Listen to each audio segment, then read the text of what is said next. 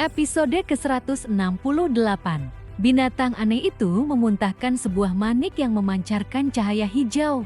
Namun, yang sebenarnya bersinar bukanlah maniknya, melainkan seekor naga hijau kecil di dalamnya yang terus berenang, menerangi sekeliling dengan cahaya zamrud. Melihatnya, wajah Yongxiu langsung berubah.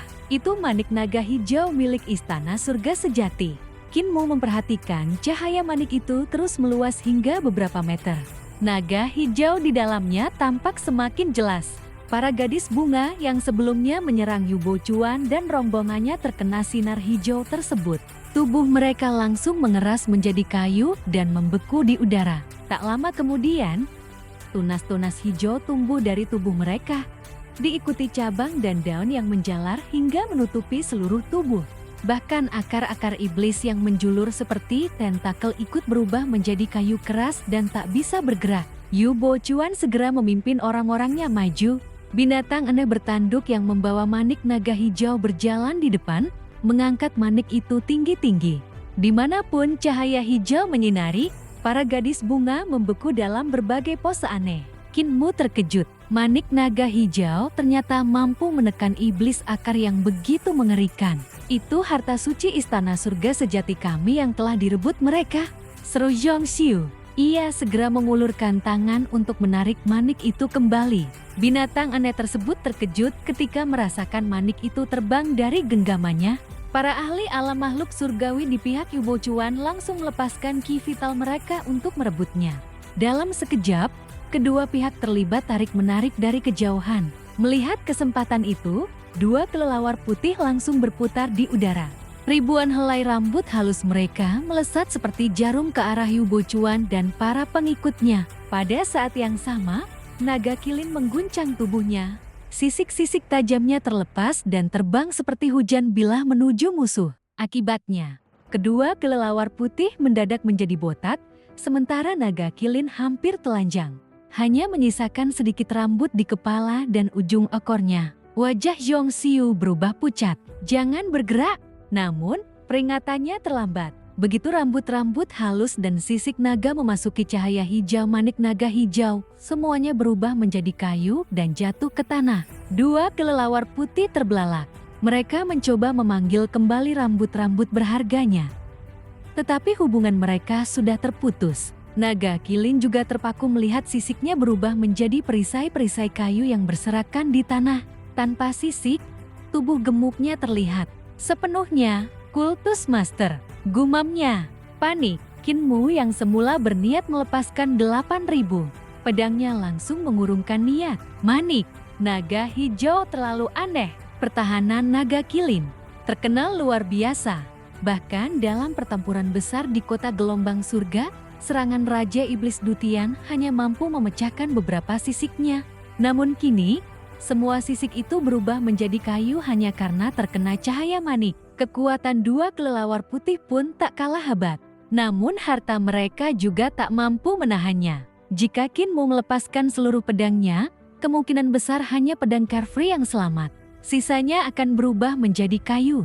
Saat kedua pihak masih berebut kendali atas manik itu, tanah tiba-tiba berguncang. Akar-akar raksasa menerobos keluar dari bawah tanah dan membentuk segumpal kayu hitam besar yang langsung membungkus manik naga hijau sebelum menyeretnya ke bawah tanah.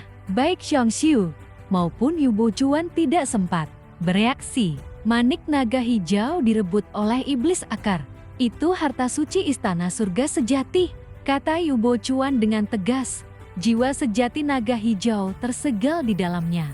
Iblis tua itu tidak mungkin bisa menelannya. Namun, tepat setelah kata-kata itu terucap, tanah bergetar semakin hebat. Seluruh wilayah mulai terangkat. Ledakan besar terdengar.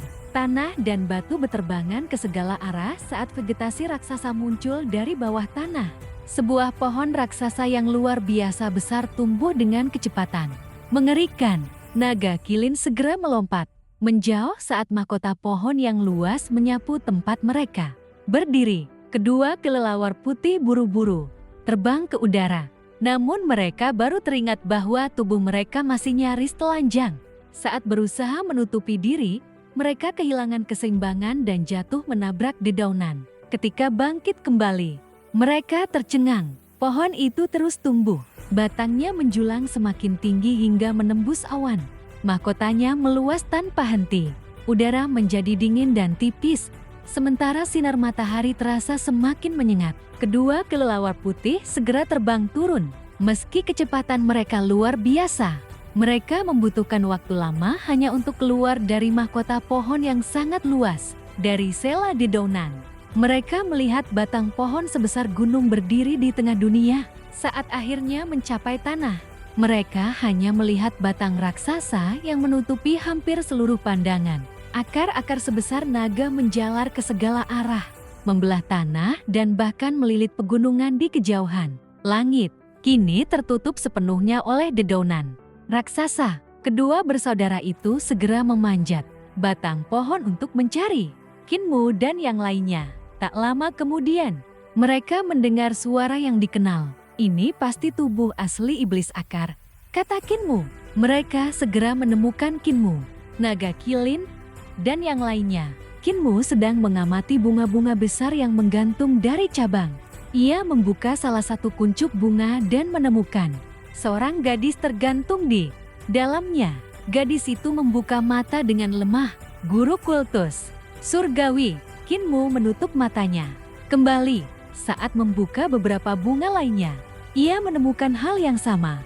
Semua gadis bunga ternyata hanyalah bagian dari tubuh iblis akar, bukan makhluk hidup yang berdiri sendiri.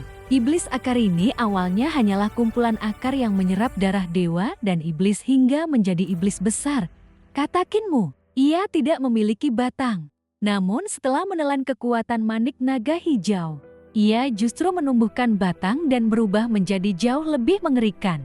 Wajahnya menjadi serius. Kita harus segera pergi dari sini. Sementara itu, kedua kelelawar putih menemukan bahwa rambut-rambut mereka sudah kembali normal. Dengan gembira mereka menarik semuanya kembali. Naga kilin juga memanggil sisik-sisiknya yang telah pulih. Yongxiu menggelengkan kepala. Jiwa sejati naga hijau masih berada di dalam manik itu. Iblis akar tidak akan mampu menyerapnya.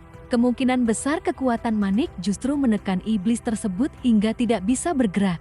Jika kita menemukan manik naga hijau, kita masih bisa membalikan keadaan dan membunuh Yu Buchuan. Zhang Qier bertanya dengan polos, kalau maniknya diambil, bukankah iblis akar akan hidup kembali?